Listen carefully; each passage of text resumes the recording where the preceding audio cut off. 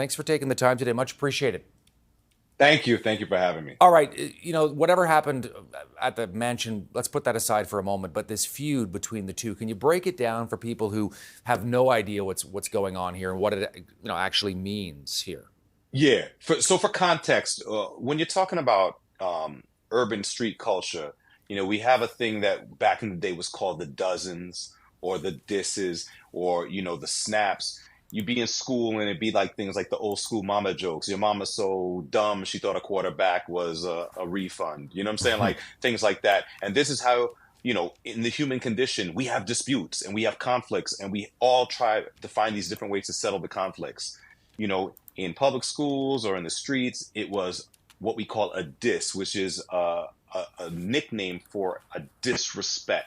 So what you're essentially doing is you're throwing a disrespect at somebody to kind of make them feel bad or to prove how less of a person or whatever they are than you.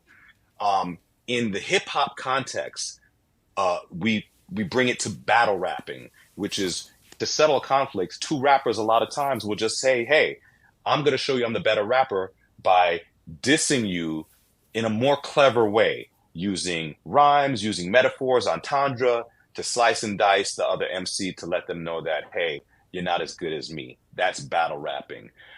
And then we get to this evolution where you have diss tracks, where people are releasing entire songs to let the rapper know that, yo, I have something on you that the crowd is gonna really be like, whoa, I didn't know that, and vice versa.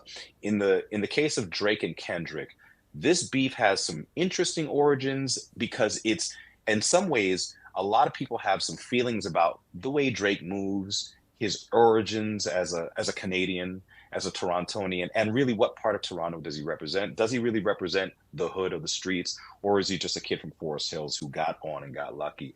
And in the Kendrick space, people looking at Kendrick and saying, hey, you're not even really that great of a selling artist, even though you may be skilled, you're not as popular as Drake. And at that point, it's up for public opinion. Like, who do you like better? Do you like the avant-garde jazz artist that is a Kendrick, or do you like the rock or pop type of artist that is a Drake? And those are metaphors, by the way. Yeah, so the idea that Drake is perhaps, not genuine, or you're kind of like, questioning his authenticity as a rapper.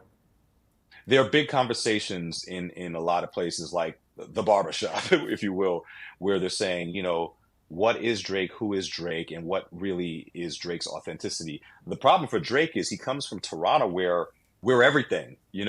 Toronto is the West Indian, Toronto is the African, Toronto is the Canadian. Toronto also has a little bit of the British, kind of culture that's rubbed off on us. So Drake really is a product of this environment, which is a little bit of everything. But when you talk about in urban culture, a lot of times they just want you to be a defined thing. Are you the South King? Are you a New York boom bap cat? Are you a West Coast cholo or a loked out G? For Drake, it is a little bit undefined because he's a product of this environment. It really is a mix of so many things. How ugly is this spat between Drake and Kendrick? What do you think? It's really ugly, and I'll tell you why I think it's really ugly. The example I give you is that right now when you turn on Netflix and you see these crime stories and these series that are like docu-series documenting violent crimes, a lot of times people will go back, like authorities, FBI will go back and they'll actually charge people based on the things that are being alleged in some of those documentaries. In this beef, Kendrick and Drake are lobbing massive claims of everything from pedophilia to domestic violence. And my fear is that, I mean, listen, if someone committed a crime, they need to, own up to those crimes and be seen for those crimes.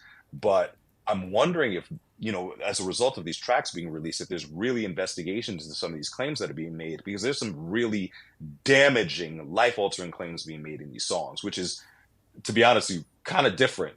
We haven't seen something like this in a very long time. That lets me know that the beef is very, very real. Can I just get your thoughts? And I appreciate we don't know a lot about what happened in the area, the bridle path. But when you heard the word come down, what went through your mind? I think it's very curious, the timing of it all, that it's so close to, when all these tracks are being released in proximity. I think, like any legal specialist, which I am not, everything has to be taken in an isolated incident, and they have to kind of just look at the evidence and see where it leads before we cast judgment. But it does not look good the fact that, Drake is embattled in a public dispute with Kendrick right now in a genre that has been known for violent activity. So we can call it what it is. It's not a great look. And I'm sure the people who live in the bridal path don't really like the fact that this has happened, because something like that doesn't really happen very often there.